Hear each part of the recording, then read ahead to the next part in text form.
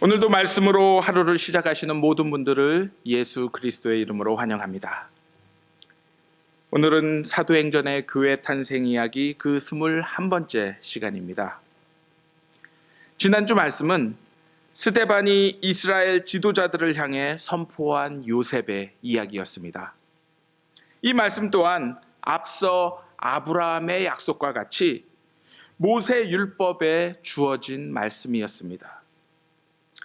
하지만 이스라엘 백성들은 지나치게 율법을 강조한 나머지 율법 이전부터 허락된 하나님의 귀한 약속을 간과하고 있음을 스데반은 지적하였던 것입니다.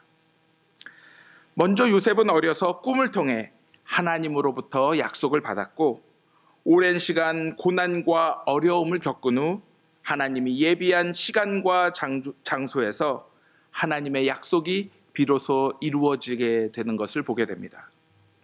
즉 그는 17세 때 2가지 꿈을 꾸었는데 그 꿈들로 인해 형들에게 더욱 미움과 시기를 받게 되고 그 결과 애굽의 종으로 팔려가게 되었습니다.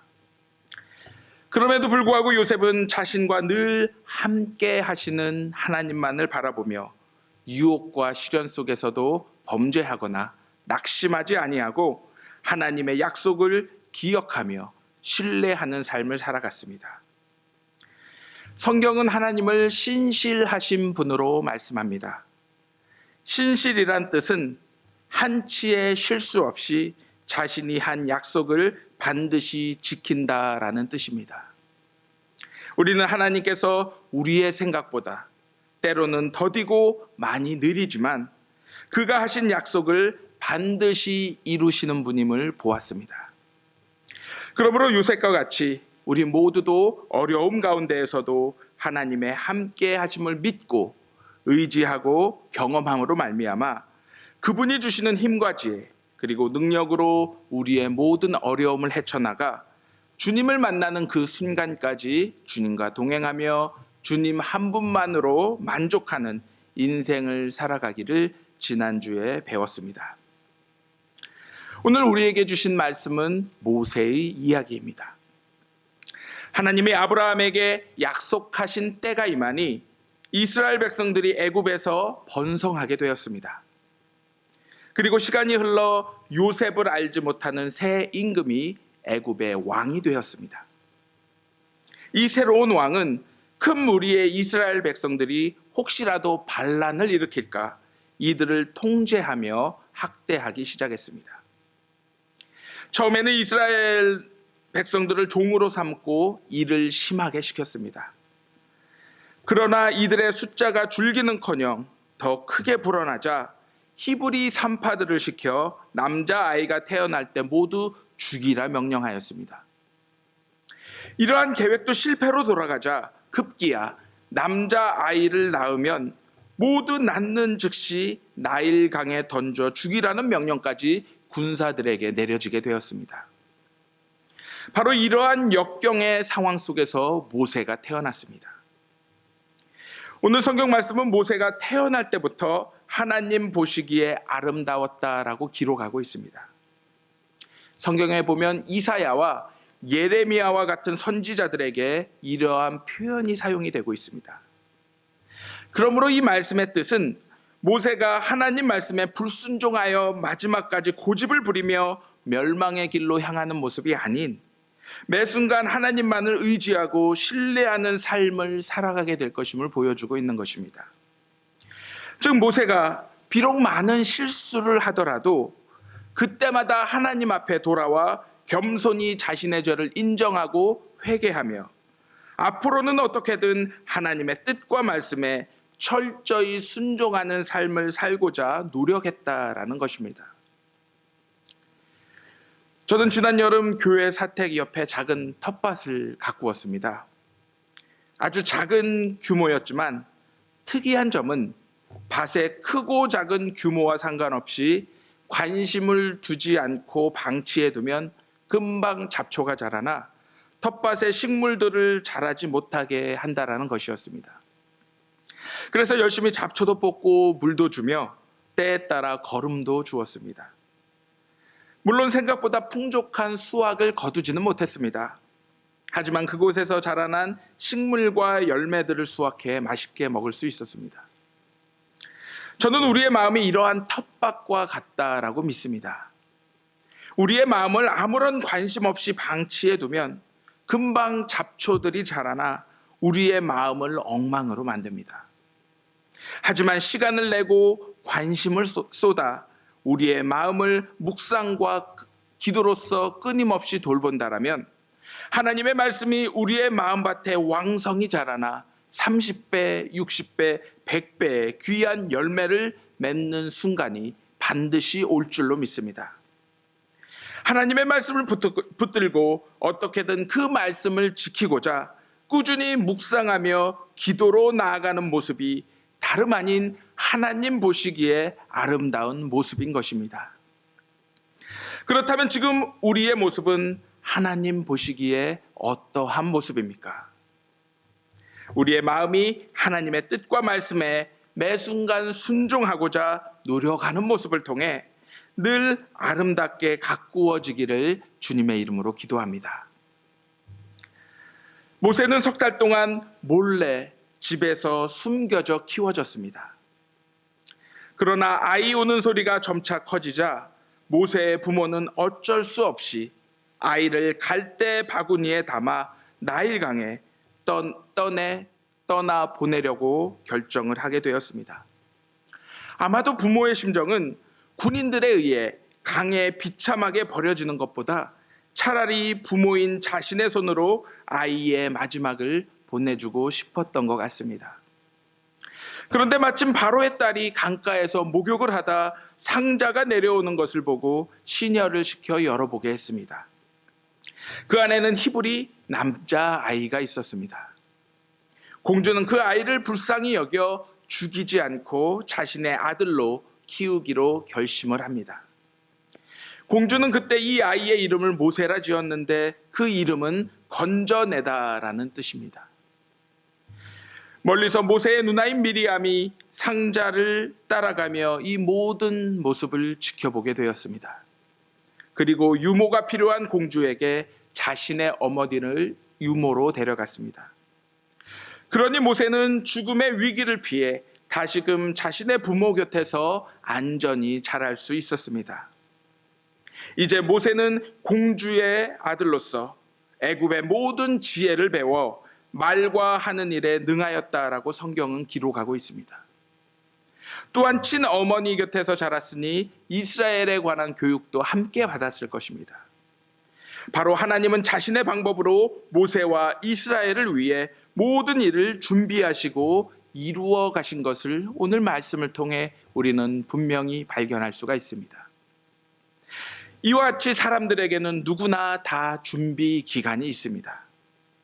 여러 가지 형태와 방법으로 하나님은 우리 모두를 자신의 일을 위해 준비시키십니다. 당장 우리가 하나님의 뜻을 이해할 수 없을지라도 그분을 믿고 신뢰하며 주어진 상황에서 성실히 준비해 나아간다라면 나중에 때가 되었을 때 하나님은 우리 모두를 귀히 사용하실 것임을 오늘 말씀을 통해 분명히 보여주고 계십니다. 이제 어느덧 모세의 나이 40이 되었습니다. 논어에서 나이 40을 일컬어 부록이라 이야기합니다.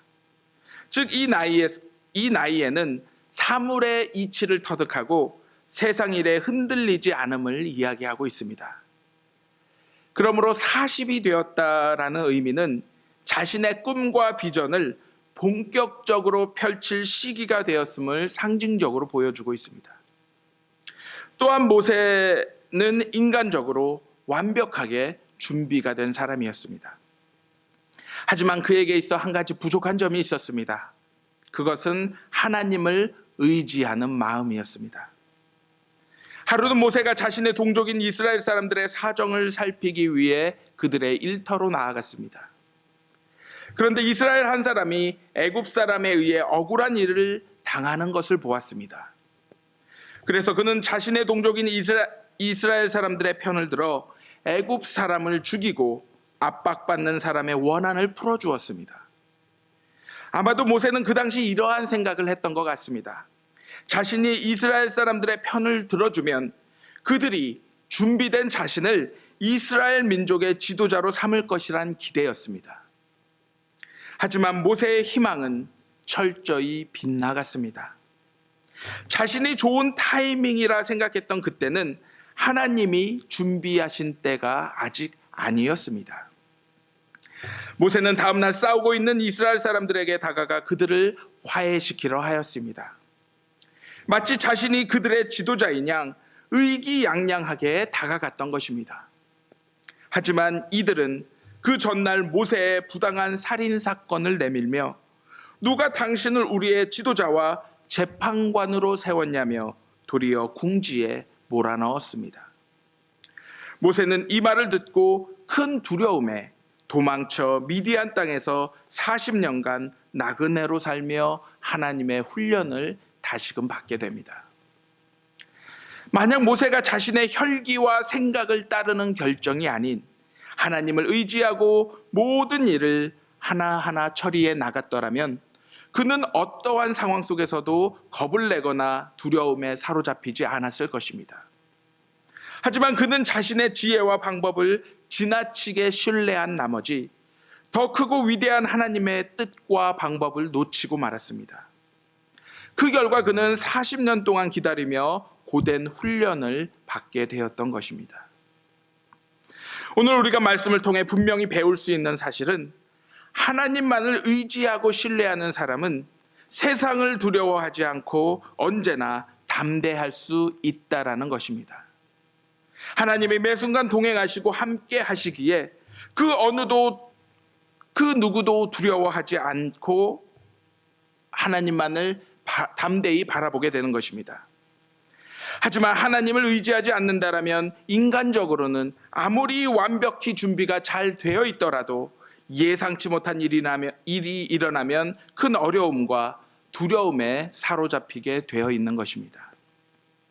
그 후 하나님에 의해 훈련된 80세의 모세는 이제는 애굽 왕 바로 앞에 담대히 나아가 이스라엘 백성을 보내라고 외치는 모습을 우리는 보게 됩니다. 세상적인 능력과 자격이 갖추어져 있는 사람이라 해서 하나님이 당장 사용하시는 것은 아닙니다. 하나님은 아무리 능력이 있어도 하나님께 순종치 않고 자기 마음대로 하는 사람을 절대로 사용치 않으십니다. 오히려 하나님은 오랜 시간이 걸리더라도 하나님을 매 순간 신뢰하고 의지하는 준비된 사람만을 사용하십니다. 그러므로 우리는 매사에 하나님과 동행하며 그분만을 의지하는 준비된 사람이 되도록 노력해야 할 것입니다. 오늘 말씀에서 스데반은 부활하신 예수님이 자신의 백성을 구원한 모세와 같은 예언자임을 선포하고 있습니다. 그러므로 자신은 부활하신 예수님을 전하는 것이 율법을 어기는 것이 아닌 오히려 율법에 더욱 충실하고 있음을 보여주고 있습니다. 또한 모세의 모습을 통해 아무리 세상에서 뛰어난 지식과 실력을 갖고 있더라도 하나님을 의지하고 신뢰하는 믿음이 없다라면 그의 인생은 실패할 수밖에 없음을 명백히 보여주고 계십니다. 그럼에도 불구하고 모세가 하나님 보시기에 아름다웠던 이유는 그가 왕자의 자리를 떠나 광야에서 자신의 한계를 깨닫고 하나님을 직면한 후 철저히 하나님만을 의지하고 신뢰하는 삶을 살았기 때문입니다. 그러했을 때 모세는 담대히 애굽 왕 바로를 상대할 수 있는 능력이 생겼고 홍해를 가를 수 있는 기적을 행했으며 그의 나이 120세까지 광야에서 불순종하는 이스라엘 백성들을 향해 하나님의 살아계심을 증거할 수 있었던 것입니다. 하나님의 구원을 마지막까지 온전히 완성한 모세의 아름다움은 바로의 화려한 궁전이 아닌 초라하고 황량한 광야에서 만들어진 것입니다. 바로 황무지 같은 광야에 거할지라도 하나님 손에 붙들렸을 때 모세는 그 아름다움을 온전히 드러낼 수 있었던 것입니다. 우리의 삶도 모세와 같이 하나님만을 바라보고 순종하며 그분의 손에 온전히 붙들림으로 말미암아 오늘 아침 매 순간 광야를 지나는 우리의 삶이 하나님 보시기에 더욱 아름답게 빛나기를 주님의 이름으로 간절히 기도합니다.